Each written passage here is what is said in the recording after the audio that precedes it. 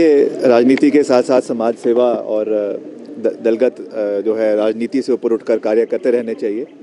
मेरे निर्वाचन क्षेत्र की एक बेचारी छोटी गुड़िया है, ग्राम पंचायत चनोक की, विकलांग है, तो उनके सहयोग के लिए हमने अपनी ओर से जो है ये इलेक्ट्रॉनिक व्हीलचेयर दी है। और मैं अपने सभी साथियों से भी निवेदन करना चाहूँगा कि समय समय पर सोशल एक्टिविटीज़ करते रहें। और इस तरीके के जो लोग हैं, मुख्यमंत्री जी ने भी एक बहुत अच्छी पहल ली है, जो सुख आश्रय उन्होंने योजना शुरू करी है, 100 करोड़ का उसमें बजट रखा है। खास करके जो दिव्यांग बच्चे बच्चियां हैं और ऑफनेज में जो हमारे अनाथ हैं, उनके मदद के लिए जो मुख्यमंत्री जी आगे आए हैं, हम भी उनसे सीख रहे हैं, तो हम भी उसी दिशा में आगे बढ़ रहे हैं और बढ़ना भी चाहिए, क्योंकि सब कुछ राजनीति से संबंधित नहीं होता है। कुछ चीज़ें हमको समाज में, और ख़ास करके जो ऐसे लोग जो अंडर प्रिविलेज्ड हैं, जिनके पास सब कुछ होने के बावजूद भी बिकॉज ऑफ देयर डिसेबिलिटीज़ वो जो है समाज में कम्पीट नहीं कर पाते, उनको सहयोग करना हमारा दायित्व बनता है और इसको समय समय पर करते रहना चाहिए। तो आज यही यहाँ पे हमने एक छोटा सा एक वो रखा था। प्रधानमंत्री ग्राम सड़क योजना के माध्यम से हिमाचल प्रदेश की जो अच्छी परफॉर्मेंस इस फील्ड में रही है, उसके अंतर्गत हिमाचल प्रदेश को करीबन 300 करोड़ रुपए का इंसेंटिव जो है वो रूरल डेवलपमेंट विभाग द्वारा, केंद्र सरकार द्वारा मिला है। उसके लिए मैं केंद्र सरकार का धन्यवाद करता हूं और मैं विश्वास दिलाना चाहता हूं हिमाचल प्रदेश की जनता को कि मैंने विभाग के साथ बैठकर बड़ी विस्तार पूर्वक इस पे जो है वो कार्य किया है।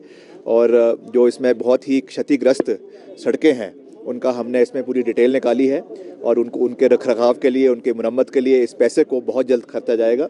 उसके अलावा नाबार्ड से भी हमको 102 करोड़ रुपए अलग अलग प्रोजेक्ट्स के लिए मिले हैं। अभी हाल ही में ही मैंने उसके बारे में भी जानकारी प्राप्त करवाई थी। ये भी विधायक प्राथमिकता में जो सड़कें हैं उनके कार्यों पे ये पैसा खर्चा जाएगा।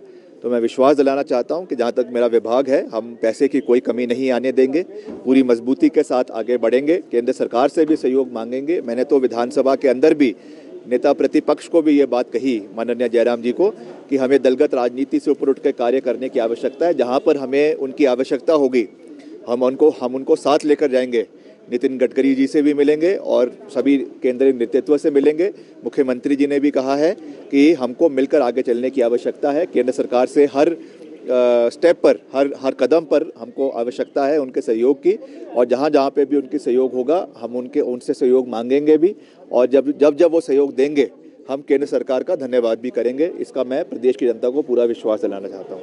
पिछले कल ही 2 दिन पहले ही मैंने जो हमारे चीफ इंजीनियर है क्वालिटी कंट्रोल के, इंजीनियर इन चीफ है, जो इसको देखते हैं, प्रोजेक्ट्स को देखते हैं, उनके साथ मैंने बैठक करी है।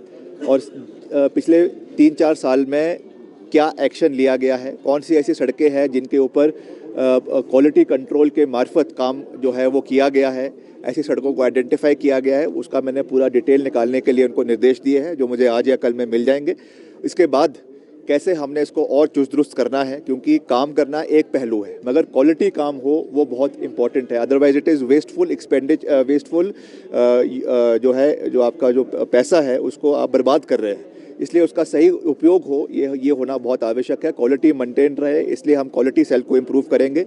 जितने इसमें इम्पैनल्ड एजेंसीज़ हैं नेशनल लेवल की और आपके प्रदेश लेवल की, उनको भी हम देखेंगे, ताकि जहाँ पे लैब्स में इसका जहाँ पे मटेरियल जाता है क्वालिटी की इंस्पेक्शन के लिए, उसको इम्प्रूव किया जाए। उसमें अगर कोई हमको और इम्पैनल करने की आवश्यकता है, हम NHAI से भी उसमें जो है जानकारी प्राप्त करवाएंगे।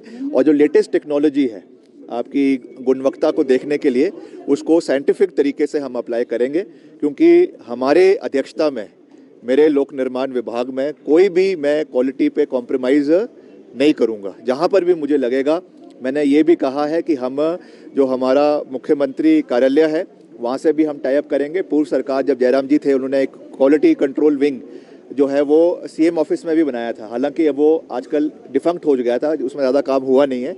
उसको भी हम मजबूत करेंगे। और विजिलेंस डिपार्टमेंट से भी मैं टाई अप करूँगा। हम अपने 2-3 एक्सियंस जो है वो विजिलेंस में भी भिजवाएंगे। अगर इसमें कोई हमको प्यूनिटिव कार्रवाई भी करनी पड़े अकॉर्डिंग टू लॉ, तो हम वो करने में भी पीछे नहीं हटेंगे। केवल फाइन लगाना ही एक चीज़ नहीं है।